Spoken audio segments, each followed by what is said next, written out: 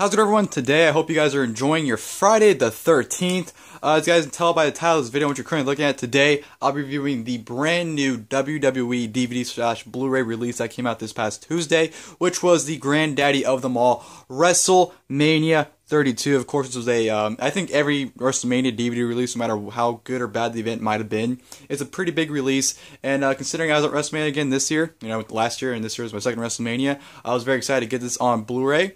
I do know it is on the WWE Network, and that's a big reason why people don't go out and buy DVDs anymore, because it's all going to be on the network. But you know what? I like to own the event I was at, more so WrestleMania, and it's WrestleMania, you know, so to me, I actually had to go out and get it, so that's what I did. And of course, as you guys can see, this is the limited edition Steelbook of WrestleMania.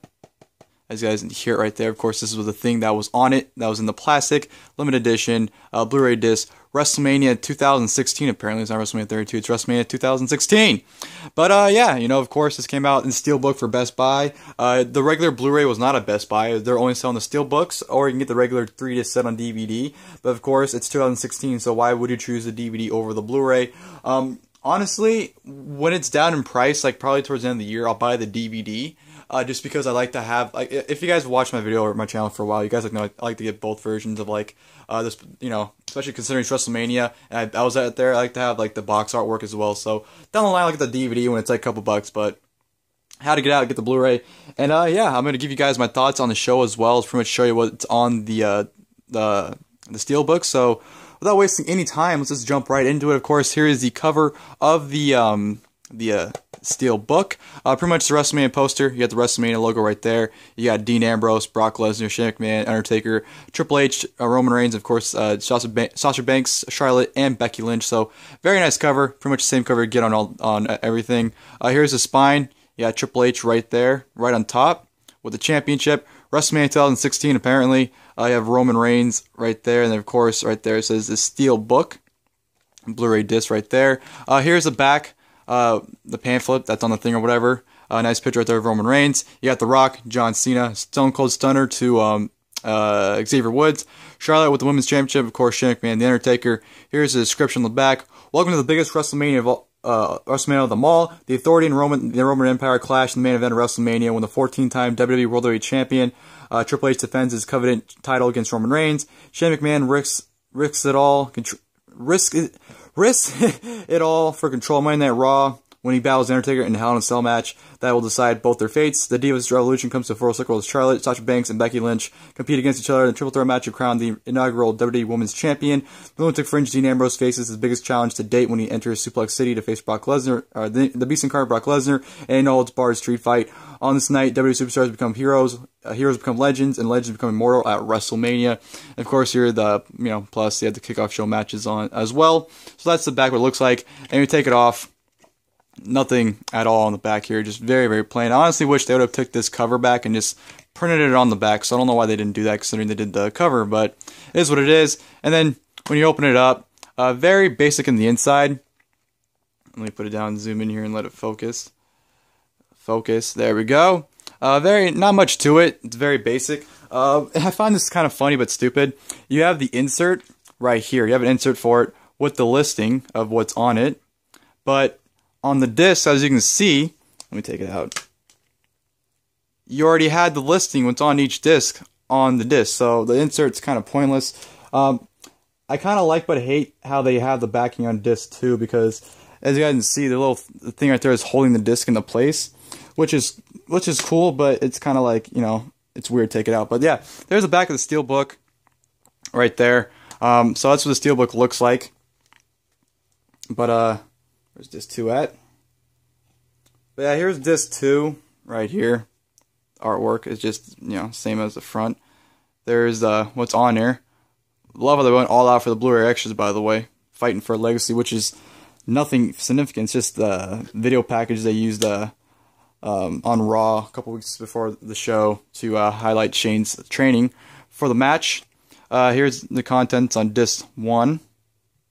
If you guys want to pause it and read it. So, I like that they put an insert in it, but like I said, it kind of makes it pointless considering that the listing's on the disc. But yeah, there's the insert. There's the listings again if you guys want to pause it. Hey, how my camera will not focus for some reason in this video. But yeah, that's the listing. There's the insert. yeah, that's that. There is the Steelbook. It's a bit pricey. The Steelbook was $30. It was like $27.99. Which came out to like $30. So Steelbook, you know, honestly, you pay a lot and you don't really get too much. You just get the limited edition Steelbook, but I don't know. I would prefer the price be $24.99 and in total been like $27. So I think that it should have lowered the price a little bit, but yeah, expensive, but you know, like I said, I was gonna get it regardless, so it doesn't really matter. But right, WrestleMania 32. I know the show gets a lot of mixed reviews, honestly. I've seen a lot of people like the show. I see a lot of people dislike the show. Being there live, I thought it was fun, and going back and rewatching it, I honestly had a lot of fun watching it again. I didn't think it was a bad show at all. I thought it was very good, honestly. I think the first half of the show was really good. I think the timing is what really that got people to dislike it. You know, it was almost 5 hours, so I think it dragged on for a lot of people. And I would say it did drag on too. You know, after the Shane McMahon Undertaker match, I think the show kind of just went downhill from there, honestly. But honestly, like I said, I had a lot of fun for the most part of the show. I really enjoyed it. You know, you had the WWE Intercontinental Championship ladder match: Kevin Owens versus Dolph Ziggler versus Zack Ryder versus Cara versus Sami Zayn versus The Miz versus Stardust. I thought that was a very fun match. Watching it, I had a lot of fun. I really liked the Kevin Owens and Sami Zayn stuff they did in the match. The Stardust spot with the polka dot ladder was really nice. I just thought all men had a great showing. Even Sin Cara looked pretty good in this match, which is not very, which is rare for him to look good. So I thought it was a very fun ladder match. I thought it was a great opener. One of the best matches the best match on the show. You know, Zack Ryder winning was a huge shock and very pointless when you look at it because he's pretty much nowhere right now. But very fun way to kick off the show. AJ Styles versus Chris Jericho was very good as well. You know, probably one of their better matches they've had. I still think their match on SmackDown they had was their best match they had out of all their matches, but this is very good here. Chris Jericho, though, in this match you can tell like he needs to retire. Like AJ was way too fast for him. Jericho was struggling to keep up. So that's one thing I didn't like about the match was just Jericho. He proves he can't keep up with AJ Styles, so that was kind of a downer. But they had a great match, I thought. The New Day versus League of Nations was just a regular like 6-man tag you'd see on a Raw. Wasn't anything too significant, but it was fine. You know, it had its place in the card. I thought, you know, New Day having their Booty-O's entrance was great. Of course, the big thing with the big aftermath with you know, Shawn Michaels, Mick Foley, and Stone Cold coming out to beat up the League of Nations. That was a great moment. I had a lot of fun with that segment. The No Holds Barred street fight, Dean Ambrose versus Brock Lesnar. Live, I thought this match was like whatever. It didn't seem that good live, but honestly, when I watched it back, I thought it was a lot of fun. I love the psychology of the fact that Dean Ambrose had to use the weapons, and whatever, you know, Brock Lesnar get the weapons, he would just throw it out like the kendo stick. He had the kendo stick in his hand, he'd break it over his knee and throw it, because Brock Lesnar knew he did not need the weapons, but Dean Ambrose did.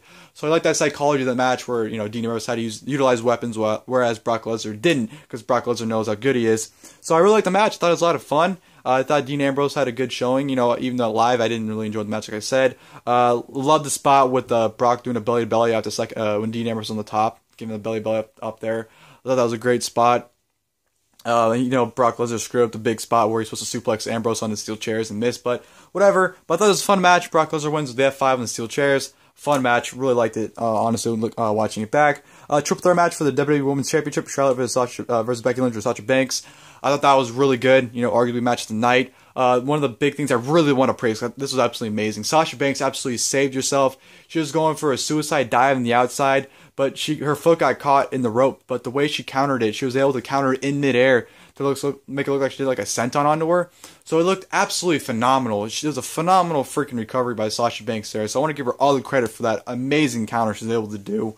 But absolutely phenomenal women's match here. All three women look absolutely great. A lot of great counters. You know, Charlotte hitting the moonsault off the top rope onto the outside was great. Just a very fun match. Wasn't a fan of the ending, but I'm not going to let that affect the overall thoughts on the match. So great stuff from all three women there. Very, very good. Probably the best women's match in WrestleMania history. Then you, of course, you had the Hell in a Cell match, Shane McMahon versus The Undertaker. You know, honestly, people think this match was boring, and it kind of was live, but again, this is kind of on the same page where Ambrose and Lesnar was for me. Live, I really wasn't that into it, but watching it back, I really enjoyed it. The psychology, it was more a slow, methodical Hell in a Cell match rather than a fast-paced 100 miles per hour action match. And, you know, I was one of those people going to it thinking it was going to be a chaotic Hell in a Cell with everyone just killing each other. But the bumps they took meant something, and it was slow and meaningful. And that's what I really liked about the Hell in a Cell match. So I thought it was a great match for both men. Shane looked great, I thought, for the most part, hitting his signature stuff. Of course, the big jump off the Hell in a Cell was absolutely mind-blowing. Just a phenomenal spot there. So I thought, even though it was slow and methodical, and it had a story to it, and everything they did meant something. So that's why I absolutely loved the match. Great match here, I thought. And of course, Undertaker gets the victory. Shane gets carted out. Awesome stuff between the two of them. The Andre the Giant Memorial Battle Royal wasn't anything special. Baron Corbin winning was great. Very weird seeing Tatanka and Shaq in there. That was just very, very odd, I thought. But Baron Corbin winning was actually really cool to see. So great stuff there. Rock shares a special message with the WWE Universe. Of course, that was him announcing the attendance record, which led to the Wyatts coming out and him versus Eric Rowan. Him breaking the WrestleMania shortest match record by beating Eric Rowan in 6 seconds. John Cena comes out, helps him out, helps him take out the Wyatts. So it was fun. You know, it kind of went on a little longer than expected, but hell, honestly, this segment was a lot better than Rock's segment at WrestleMania 31, because I absolutely hated his segment at WrestleMania 31 with the Authority and Ronda Rousey. I hated it. It went on way too long. And this went on long too, but it actually accomplished something, unlike it did last year. So that's why I liked it.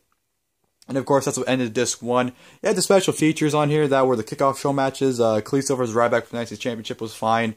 It was your typical big man, little man match. Their payback match was way better.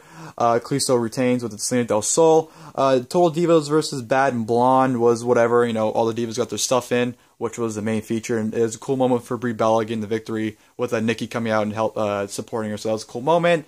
Usos versus the Dudley Boyz was nothing. Pretty much a squash match, honestly, with the Usos getting the win within 5 minutes. So that was nothing special. And then we go to Disc 2, which was Triple H versus Roman Reigns for the WWE World Championship. This match was so... I'm not going to go into details, but I will say the match did pick up probably the last, I want to say 5, maybe 10 minutes. The match did start picking up and it became a pretty decent match, but it was still a terrible WrestleMania main event. Roman Reigns wins the spear, wins the championship, whatever. And after the match, I did have highlights, which was the first time they've had highlights on a DVD since I believe 25 was the last WrestleMania that had the WrestleMania highlights on the DVD. So that was a good way to end the disc with the highlights, and of course the Hall of Fame in its entirety on disc 2, as well as the Blu-ray exclusive, which was just a highlight video package, which is just very dumb. You'd think they'd go all out for the Blu-ray extras, but they don't. So that's a shame. But yeah, WrestleMania 32. Honestly, I enjoyed it. I thought it was a fun show. I do think it went on longer than it should have. You know, I did watch this in 2 sittings, so I didn't really get a full perspective as it was as a whole. I watched it in 2 sittings, so that's probably why my opinion might be a little more different, because I had the opportunity to sit down and take a break from it. But like I said, I had fun. I thought it was a good WrestleMania. Didn't think it was nearly as bad as everyone thought it was. But yeah, that'll do it for the Steelbook review. Like I said, you can go out, get the regular Blu-ray if you want. You can buy the 3-disc set on DVD if you want, whatever you want. But yeah, I recommend getting it. You know, it's a fun show and I enjoyed it, and you have history being made on the show as well. So that'll do it for, ladies and gentlemen, for the video. Hope you guys enjoyed the video. Very excited to have this in my collection along with along with the rest of my collection, as a matter of fact. But yeah, like I said, hope you guys enjoyed the video. Until next time, I'll see you guys there. Thank you guys again for watching the video.